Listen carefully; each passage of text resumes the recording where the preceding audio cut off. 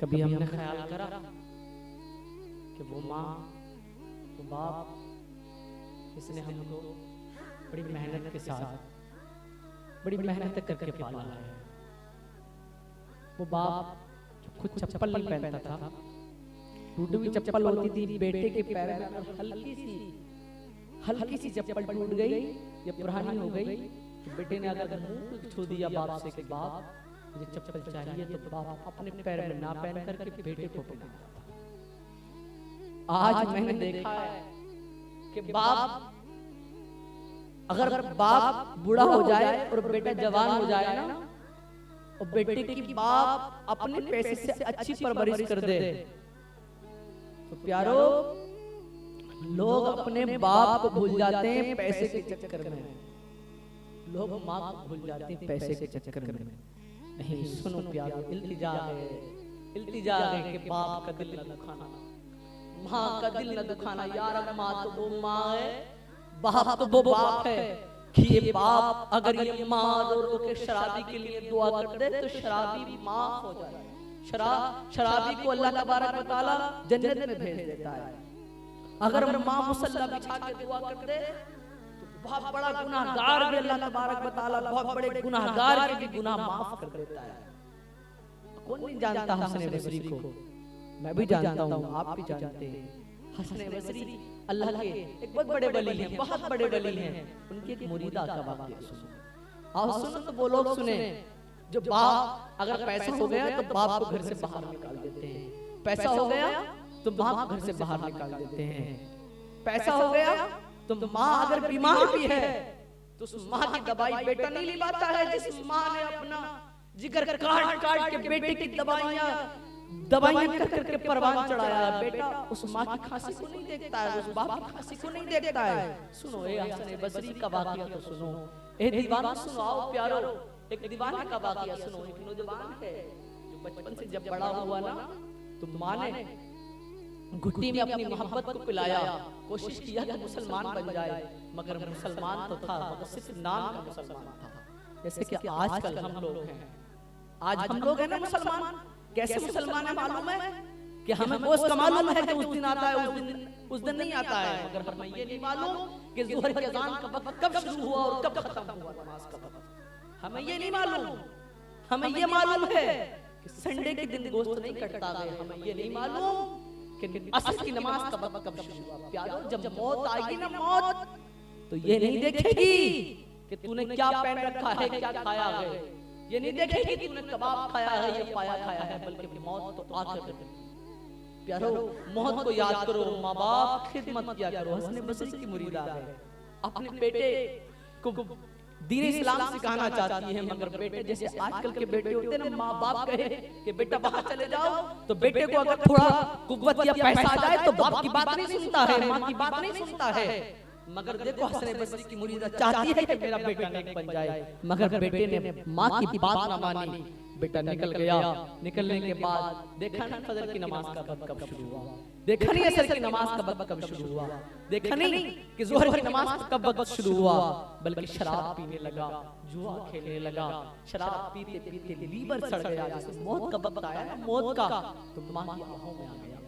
आने के बाद का माँ ने बरसों बाद बेटे के चेहरे को देखा तो माँ के दिल पे जो है ना एक आहट सी जागने लगी, यार मेरा बेटा आया। खुशी के चंद लम्हे आ गए कि मेरा बेटा आया। बेटे को देख के माँ मुस्कुराई, कहा बेटा बरसों बाद आए हो, ये बताओ क्या सही हो? कहा हाथ जोड़ के माँ मैं सही नहीं हूँ। मैं जब इतनी बात कही ना, खैर बेटा तो बेटा हुआ करता है, कितना भी गुनाहगार हो प्यारो, मगर माँ के लिए बेटा बेटा होता है। जब इतनी बात कही ना माँ से बेटे ने, तो माँ का दिल फट जाता है। कहती बेटा क्या बात है? कहा माँ मैं मरने वाला हूँ। क्या कहा? माँ मैं मरने वाला हूँ। माँ की जब इतनी बात सुनी तो माँ ने जब इतनी बात सुनी ना तो माँ रोने लगी। कहा बेटा ऐसी बात ना करो, मेरी उम्र भी तुम्हें लग जाएगी, बताओ कहना क्या चाहते हो? कहा माँ मेरा मौत का वक्त करीब है, माँ मैं मरने वाला हूँ, तमन्ना है, इल्तिजा है, एक ख्वाहिश है। कहा बेटा मैंने बचपन से आज तक जितना कमाया है सब तेरे लिए कमाया है।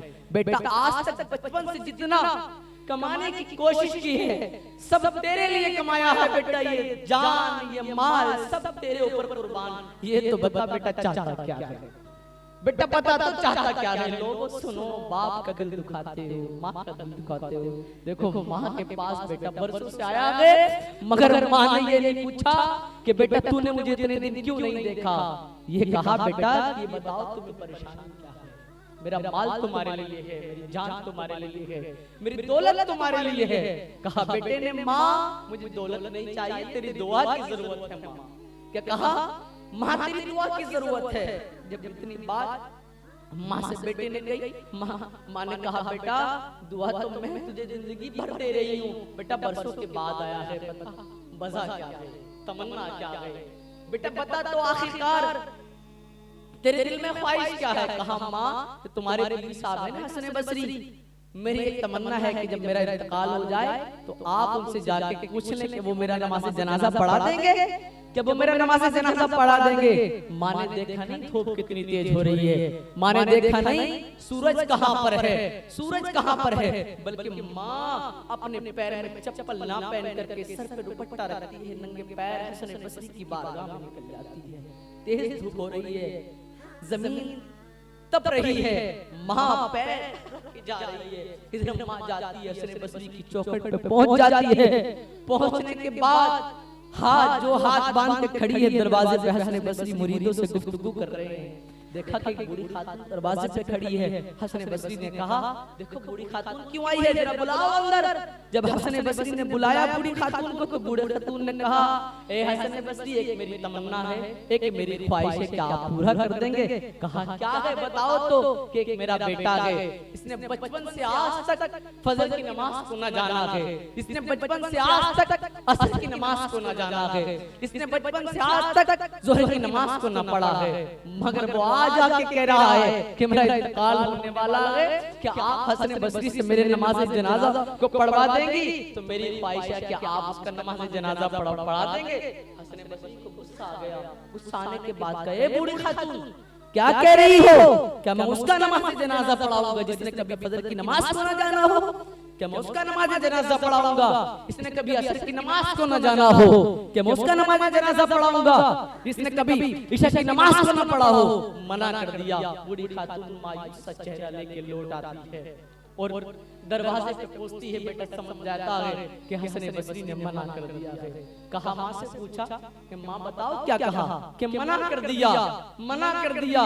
जब बेटे ने बात सुनी तो माँ के कदमों में गिर गया। कदमों में गिरने के बाद कहा माँ मैं जानता हूँ, माँ मुझे मालूम है अल्लाह के नबी का फरमान है कि जैसे मेरी दुआ मेरे उम्मती के लिए है वैसे ही वालिदैन की दुआ उनके औलाद के लिए है। माँ मैं हाथ जोड़ के इल्तिजा करता हूँ कि आप मुसल्ला बिछा करके मेरी मग़फ़िरत के लिए दुआ कर दे, माँ मेरे लिए दुआ कर दे। माँ 2 रकात नमाज पढ़ती है, नमाज पढ़ने के बाद हाथों को बुलंद करती है और कहती है रब्बे कदीर से, ए रब्बे कदीर मैं जानती हूँ मेरे बेटे ने कभी सजदा न किया है, ए रब्बे कदीर मैं जानती हूँ मेरे बेटे ने कभी इबादत न की है, ए रब्बे कदीर मैं जानती हूँ मेरे बेटे ने कभी सजदा रेज़ नहीं हुआ है मेरा बेटा। ए मौला तुझे हसन करीमैन का वास्ता मेरे बेटे की बख्शिश फरमा दे, मेरे बेटे के गुनाहों को माफ कर दे।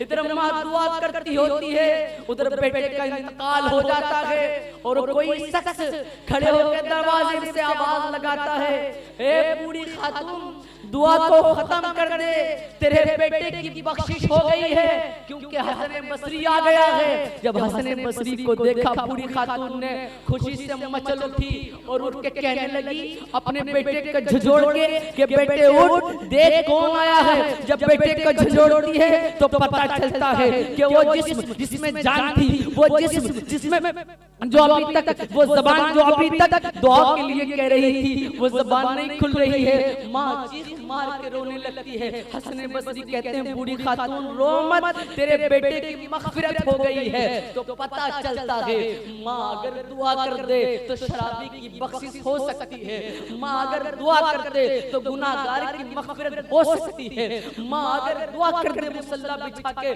तो एक शराबी की मग़फ़िरत हो सकती है।